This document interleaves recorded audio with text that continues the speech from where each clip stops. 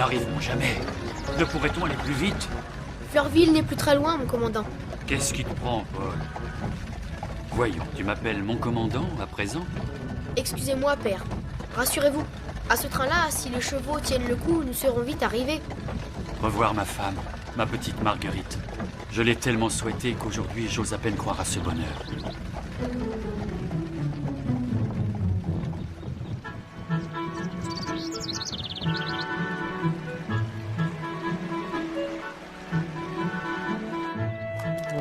Au revoir, Marie. Au revoir, Blaise. Au revoir, mes petites demoiselles. Nous reviendrons demain, Marie. Je t'en fais la promesse. Nous vous attendrons, chère Madame de Rosebourg. À demain, mademoiselle Marguerite. Mon pauvre commandant, serait-il heureux de vous revoir? Mon papa reviendra, Blaise, j'en suis certaine. Et Paul avec lui, n'est-ce pas, Sophie? Je le souhaite de tout mon cœur, Marguerite. Chère petite.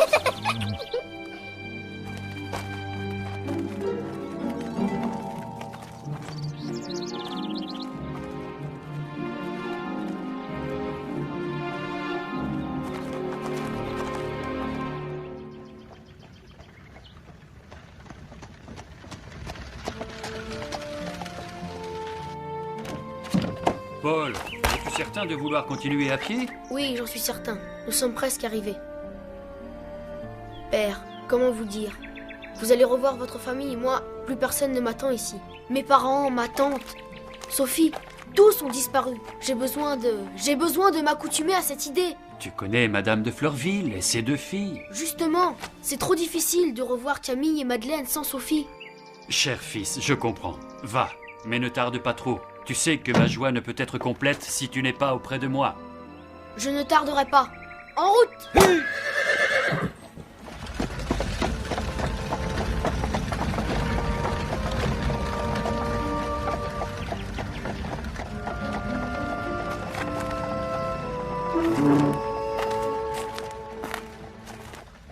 Ce cher Blaise, quelle figure il a quand il regarde Françoise et Marie. Il les mange des yeux. On croirait qu'il a peur qu'elles disparaissent. Tu ne dis rien, Sophie? À quoi est-ce que tu penses? Je pense que moi, je ne retrouverai jamais mon papa ni ma maman, puisque je ne les ai plus. Il ne me reste que Paul, et je ne sais même pas si je peux espérer son retour. Bien sûr que tu le peux. Et même tu le dois. Tu verras, Sophie, papa et Paul vont revenir. Ce qu'on désire le plus fort n'arrive pas forcément. Aie confiance, Sophie. Allons, mes enfants, pressez-vous un peu.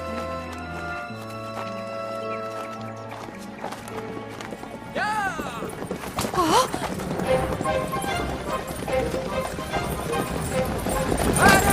Plus vite! Plus vite!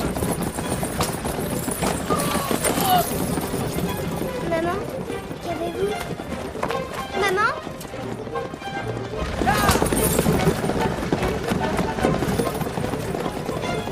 Plus vite! Plus vite!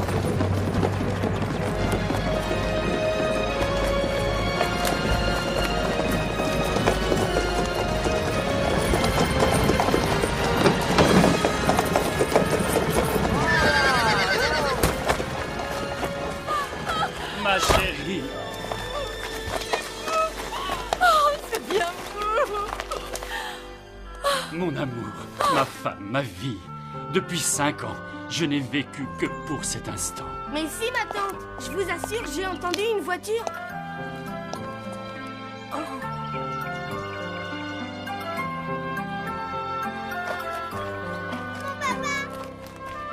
cher papa! Marguerite! Oh, oh, ma toute petite fille. Paul? Paul? Paul? Paul n'est pas là? Il n'est pas là! Sophie? Sophie d'Orléans? Est-ce possible? Oh, mon commandant! Paul n'est pas avec vous? Il est donc... Il est bien vivant, Sophie. Paul est vivant? Calme-toi, mon enfant. Je l'ai laissé non loin d'ici. Il lui fallait un peu de temps. Je suis sûr qu'il sera là d'un instant à l'autre. Je sais où il est. Sophie, attends-nous. Laisse Camille. Pauvre petite. Quels affreux souvenirs elle me rappelle. Où est son père? Par quel hasard se trouve-t-elle avec vous? Son père est mort depuis longtemps, monsieur. Madame de Fleurville a recueilli Sophie, comme elle nous avait auparavant recueilli Marguerite et moi-même. Chère madame, saurais-je pour cela un jour assez vous remercier? Je serai remerciée si je deviens votre amie, monsieur.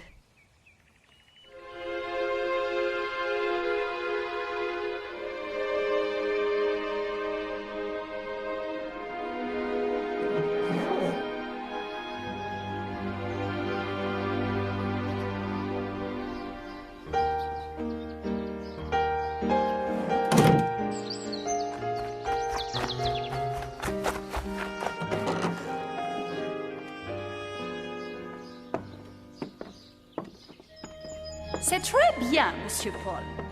À nous à présent, Miss Sophie. Miss Sophie. Vous n'avez rien appris aujourd'hui, Miss Sophie. Vous vous donnerez la peine de copier ces vers pour la leçon de demain. Tu aurais mieux fait d'apprendre ta récitation. Tu n'aurais pas à faire de lignes. Pourquoi tu n'as pas soufflé plus fort? Je n'entendais rien. Oh, pardon, ma chère. Je ne me doutais pas qu'il fallait crier pour que tu entendes. Paul, où es-tu? C'est moi, Sophie. Paul!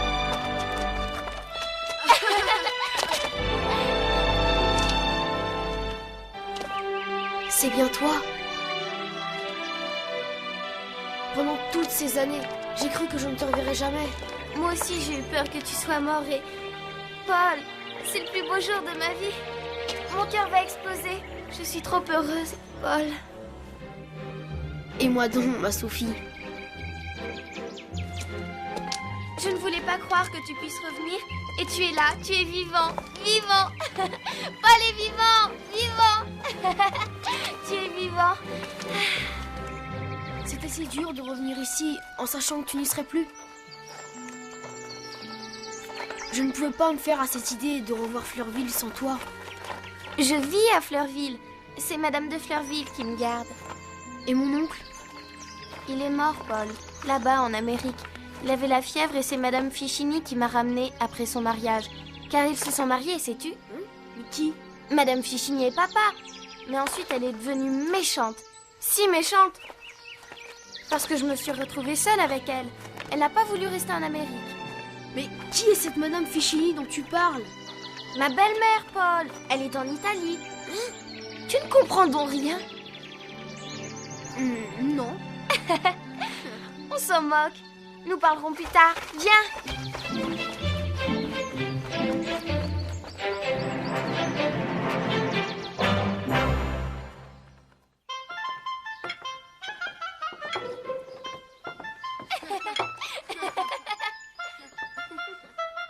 On dirait bien que Paul et Sophie se sont retrouvés. Le voilà. Tu connais Madame de Fleurville? Cher Paul, je suis si heureuse de te revoir. Viens que je t'embrasse. Madame? Mais tu ne connais pas Madame de Rosebourg? Mon garçon, laisse-moi te présenter ma femme. Mon ami, voici le plus généreux, le plus courageux de tous les garçons. Aimez-le comme je l'aime. Je suis heureuse de te connaître, Paul. Votre mari ne me voit pas comme je suis. Viens. Tu n'as pas oublié Camille et Madeleine? Et tu te souviens de Léon et Jean? Bien sûr. Bonjour. Bonjour. Et moi alors? Tu ne me présentes pas? Paul ne me connaît pas. Pardon, chère Marguerite. Paul, voici la fille de notre commandant. C'est avec elle que je me suis le plus amusée. Et disputé. C'est vrai. Sophie ne voulait jamais parler de toi. Comment, Sophie? Tu m'avais oublié? Tu dormais dans mon cœur et je n'osais pas te réveiller. Je te croyais mort et ça me rendait trop malheureuse. On savait qu'elle pensait à toi, mais on était là. Je me souviens. Déjà, quand nous étions petits, tu aimais beaucoup ma cousine. Je parierais que nos voyageurs sont affamés. Les bons gâteaux. Attends, tu n'as pas encore goûté cela. Et tu n'as pas mangé de celui-ci non plus. Sophie, arrête. Jamais je ne pourrais tout avaler. Voilà qui change de ce qui a été notre ordinaire pendant toutes ces années, mon garçon. Sophie, si maintenant tu me racontais ce qui t'est arrivé avec cette Madame Fichini. Ma belle-mère me battait. Tous les jours, j'avais droit au fouet, au fessé. Cette méchante femme, si je la voyais, je l'assommerais. Mais c'est donc un monstre. Oh oui, ça tu l'as dit. Un vrai monstre. Elle ressemble à un ogre. Et d'ailleurs, elle mange comme un ogre. Je suis Madame Fichini et je veux manger, tout manger. Encore. Et tu aurais dû voir comme elle était habillée. Chère madame, vous valez bien la peine qu'on s'habille.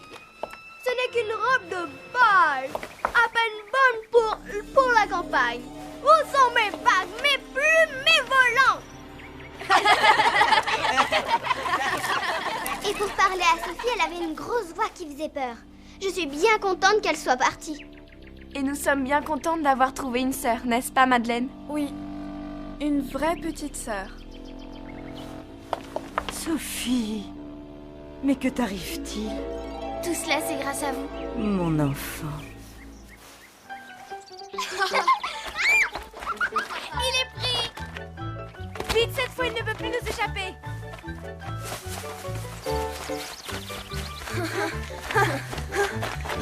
À toi, Léon! Touché! Comme tu cours vite! Et en portant Marguerite? Même toi, le plus grand, tu n'as pas pu le rattraper. Chaque fois, tu nous échappes. C'est parce que j'ai l'habitude. Avec les Indiens, j'ai appris à courir vite et à sauter les obstacles. Inutile de le dire, on s'en serait douté. Marguerite, tu m'emmènes voir les cabanes que vous avez construites? Viens.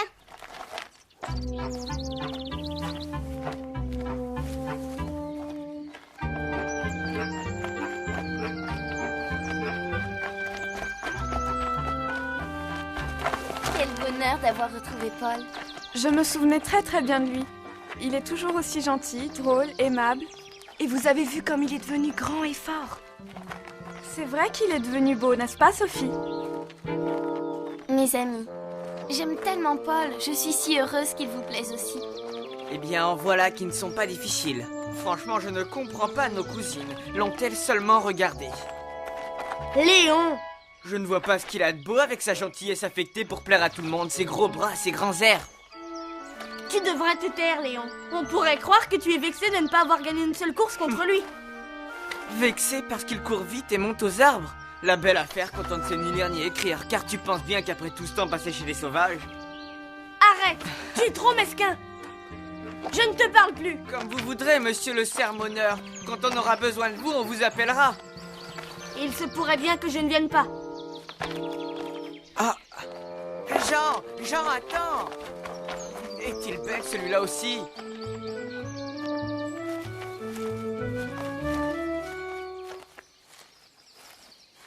Beau travail. Vos cabanes me rappellent les huttes que nous avons construites chez les Indiens. Voulez-vous qu'on les termine? Ce ne sera pas utile. Nous nous en sommes sortis jusqu'à présent. Nous devrions pouvoir finir cette cabane sans ton aide. Dans ce cas... Viens, Paul. Avec Sophie, nous serions très contentes si tu terminais notre cabane. En voilà un ton pour répondre à Paul. Qu'est-ce qui te prend, Léon? Mais rien, Camille. Je souhaite seulement finir notre cabane tout seul.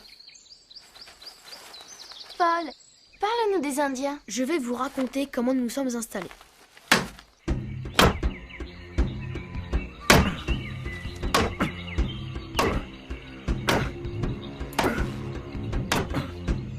Et voilà.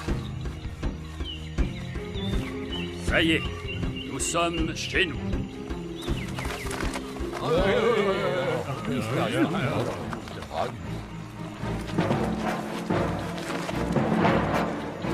Père! Laisse-les faire, Paul. Mon commandant, ce geste-là me déplaît. Et au diable ce sauvage et son bout de corde. Tu vas le mettre en colère, Blaise. Si nous les fâchons, ils sont 1000 contre 1. C'est vrai, mon commandant. Le voilà, mon bras, grand diable. Attache-moi et serre pas trop fort.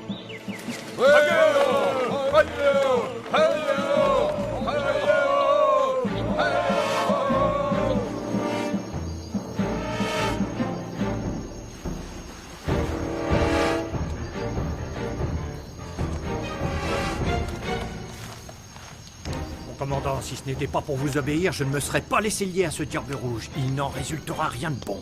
Blaise, jusqu'ici, ils nous ont traités en amis. Et il ne tient qu'à nous qu'ils continuent. Alors, je t'en prie, réponds à leur témoignage d'amitié. Il y va de notre survie. Bien compris, commandant. Que signifiait ce lien qui vous attachait aux Indiens? Accepter ce lien impliquait de ne plus se quitter. C'est pourquoi le chef invité partit en emmenant Blaise. Pauvre Blaise, il nous a raconté ça. Jamais je n'aurais pu me lier avec des êtres aussi primitifs, ni me faire à cette vie. Primitif toi-même. Si tu y avais été obligé, tu l'aurais pourtant fait. Tu ne trouvais pas le temps long sur cette île? Oh si, mais Monsieur de Rosebourg sut me faire passer ce temps. Il m'a appris l'histoire, la grammaire, l'arithmétique. Il dessinait pour moi de grandes cartes de géographie sur des feuilles de palmier. Tu vois, le sauvage en sait autant que toi. Une grande partie du temps, on guettait le passage d'un navire.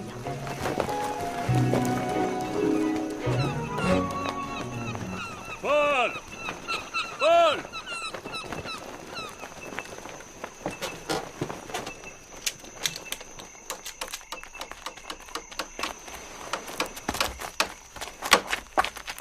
Tes amis te cherchent. On va à la chasse. On rapportera quelque chose de bon.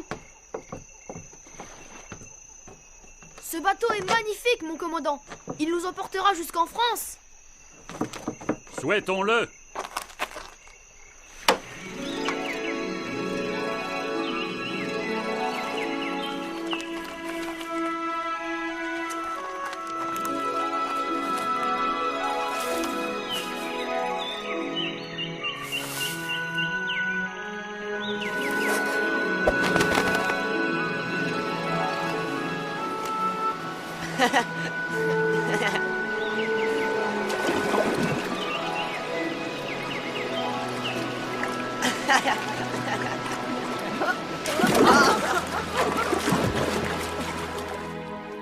Tout ce que je connais de la nature, les Indiens me l'ont appris. Ils sont ici. Je m'en doutais. Grâce à eux, nous avons pu survivre, nous nourrir et aussi nous soigner.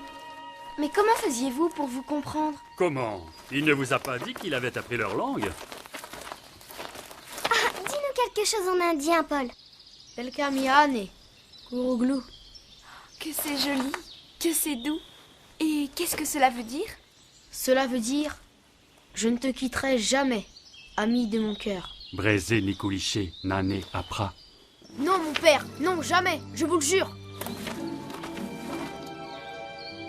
Qu'est-ce que papa t'a dit? Il a dit, quand tu seras grand, tu nous oublieras.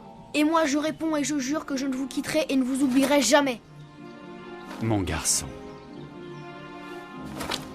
Laissez-moi vous annoncer en français qu'il est bien tard et que le dîner va être servi.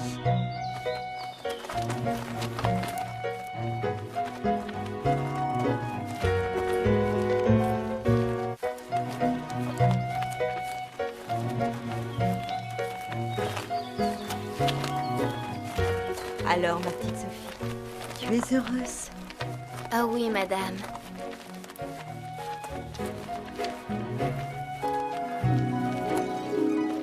Et vous parliez même en rêvant, mon père. Je me souviens vous avoir entendu appeler dans votre sommeil. Marguerite, Marguerite, ma femme, mon enfant. Nous parlions souvent de ceux que nous aimions.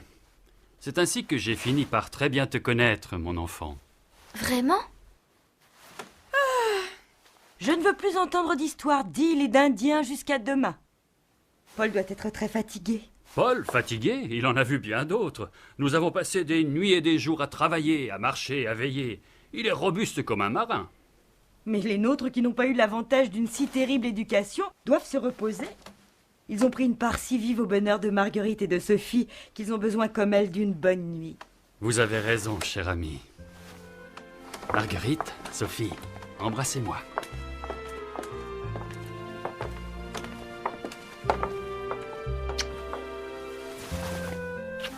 Oh papa, que c'est ennuyeux de se coucher et de déjà vous quitter. Je vais prolonger la soirée en te portant dans ta chambre, mon enfant.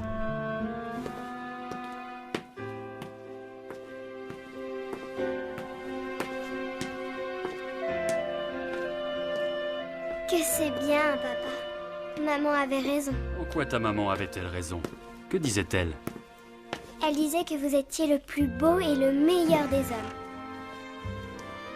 Que sans moi, elle mourrait de chagrin. Qu'elle ne pouvait pas être heureuse sans vous. Et beaucoup d'autres choses encore.